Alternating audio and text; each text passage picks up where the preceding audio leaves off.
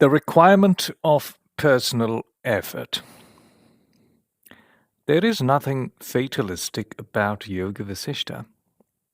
Early in the work, immediately after Rama completes his speech on the vanity of everything the world has to offer, Vasishta hammers away on the need for personal effort. This theme is woven throughout the book. There is no fate or karma. What we call fate is the result of prior effort. Although we have become habituated because of our past efforts, like desires, attachments, vasanas, our efforts in the present time are more powerful than those of the past. The presence of the holy light is not to be had by a teacher's lectures or the teaching of scriptures. It is not the result of good acts or the company of holy men. It is the result of your own reasoning, he says. The pious acts of men, their riches and their friends are of no use for their salvation from the miseries of life. Only their own efforts are of use for the enlightenment of their soul. The primary cause of a spiritual light is a man's intelligence, which is only gained by exertion of his mental powers. The secondary causes may be the blessing and grace of a God, but I wish you to prefer the former one for your salvation, says Vasishta.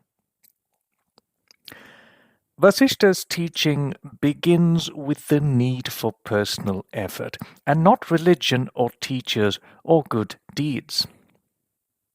The book pretty much ends on the same subject. Rama asks whether there is any good studying the scriptures or listening to spiritual teachers. Vasishta says, they are not the means to understanding. So it is, O mighty armed Rama, that the scriptures are not the means to divine knowledge. Scriptures are profuse with words. Divine knowledge is beyond the reach of words. Transcendental knowledge of God cannot be derived from the doctrines of the scriptures or from the teachings of our preceptors. We can never know the unknowable one through gifts and charities or by divine service and religious observances. These and other acts and rites are falsely said to be the causes of divine knowledge, which can never be attained by them, he says. Religion, scriptures, the company of the wise, and good deeds serve to create the opportunity to understand. But ultimately, one has to do the work alone.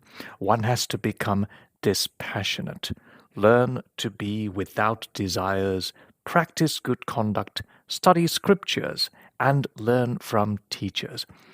Then one has to internalize everything. Says Vasishta, Rama, you have heard whatever is worth hearing. You also know all that is worth knowing.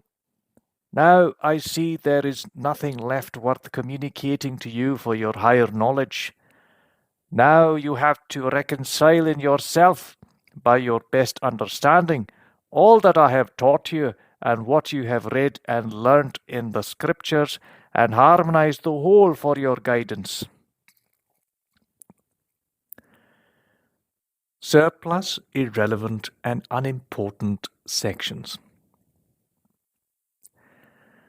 Almost every story in Yoga Vasishta, and there are many of them, begins with a long description of idyllic nature, people, and heavens. Among the longest description of nature is when the 4 copies of King Vipaschith, accompanied by his court, survey the lands they had conquered, including walking on the waters of the ocean to travel other continents. There are several long sections, some spanning numerous chapters, describing visions of the end of creation. Vasishta describes his own visions over several chapters in the second part of Book 5, but there are other detailed descriptions of cosmic dissolution. Kings fight wars, and Rama was born to be a king and fight a war against the king of Sri Lanka, the demon Ravana. Perhaps that is why Vasishta delivers such a long, detailed account of the battle between King Viduratha and King Sindhu in Book 3. The wars between demons and gods get extended coverage. In the last book, King Vipaschit battling his enemies is also an extended description, ending with a catalogue of the people he defeated. These long, detailed descriptions of creation, the end of creation, and battles are typically omitted in any abridgment of Yoga Vasishta, even more complete translations. Presumably, the idea is that these descriptions are overly long, repetitive, and irrelevant to why people should read Yoga Vasishta. Its spiritual philosophy, its surplus, or not important. Creation, its end, and the wars in between are all a part of life. Yoga Vasishta is about life, how to live it without being enslaved to desires. We may read these descriptions less carefully than the philosophical parts, but to eliminate them takes away from how Yoga Vasishta works on the mind.